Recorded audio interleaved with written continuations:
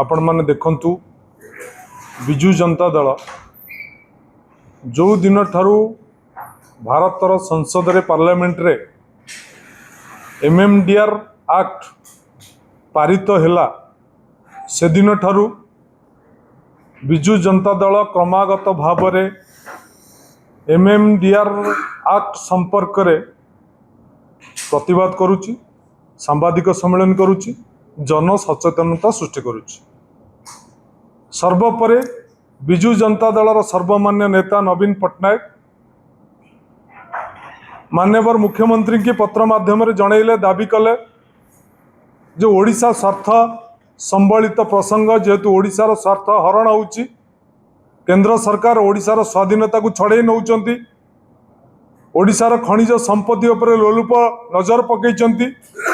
से दृष्टिकोण विधानसभा रे स्वतंत्र अधिवेशन डका जाऊ, किंतु राज्य सरकार ये संपर्क रे कौनसी पदक्षेप नेले नहीं, बरम माननीय मुख्यमंत्री राज्य स्वार्थ संबलित प्रसंग रे नीरव रहिले। आज समस्त अर्थनैतिक विशेषज्ञ एवं सचेतन नागरिक आशंका करिसेंती ओडिशा प्रति वर्ष 11,000 कोटी रु 15,000 कोटी टंका राजस्व हरइबा सहित दीर्घ दिन 2004 मसीह पूर्वतन मुख्यमंत्री नवीन बाबू को उद्यम रे खनिज संपत्ति अधिकार पर जो लड़ाई चली एवं से लड़ाई रे मान्यवर सुप्रीम कोर्ट रो 9 जन विचारपति जो राय देते ओडिशा स्वार्थ संबलित प्रसंग रे 1 लाख कोटी टंका ओडिशा राजस्व पाइबा कथा, ये सरकार सेतिपाई अणदेखा कला, सेतिपाई आखि बुझीदेला, ओडिशा बाकी पैसा आदाय कला नहीं। प्रकारांतरे ओडिशार स्वार्थ को केंद्र नेतृत्व पाद तले समर्पण करदेला। आज ओडिशावासी प्रश्न करवा उचित, आम पाइलु कौन? भारतीय जनता पार्टी सरकार को आनी, डबल इंजिन सरकार को आनी आम पाइलु कौन? मोर मध्य आज ओडिशावासी की प्रश्न।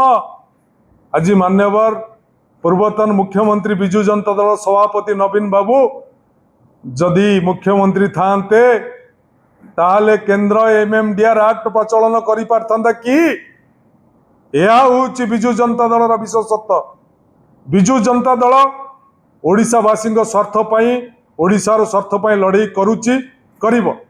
ता छड़ा सरकार परिवर्तन हो गला, नुआ मुख्यमंत्री आसिले एवं नुआ मुख्यमंत्री आसिला परे बुद्धिजीवी और राजनैतिक व्यक्ति माने जहाँ आशंका करुले ता प्रमाणित हैला। आशंका कौन? जे आपण मानक माध्यम रे मु कही रखे ओडिशार संपत्ति कौन? ओडिशार संपत्ति होची खनिज संपद। खनिज संपद पाई बाधक किए? खनिज संपद पाई बाधक होची अनुसूचित जनजाति। तेणु अनुसूचित जनजातिर जन को जदि मुखिया रूपे थोई दिया जाई, ओडिशार खनिज संपद को लूट करा जाए, ताहले लोकों का आखि गिया देखा जीवो नहीं। जहाँ भारतीय जनता पार्टी प्रमाणित करिछि, प्रतिपादित करुछि जे जड़े से भली व्यक्ति की मुख्यमंत्री रूपे थोई ओडिशार समस्त खनिज संपद को लूट करिबा, ये होची भारतीय जनता पार्टी असल उद्देश्य एवं राज्य मानकर स्वार्थ को अपहरण कर नहीं जिवा, राजनीति राज्य मानकर अधिकार को अपहरण कर नहीं जिवा संघीय व्यवस्था रे यह एक व्यतिक्रम अटे।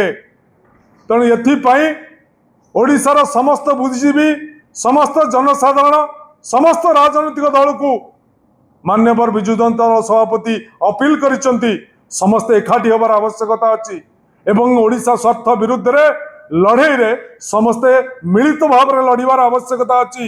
नचेत जेन जेड एवं जेन अल्फा जो उत्तराधिकारी पीढ़ी आसीबे से पीढ़ी आमको क्षमा देबे नहीं।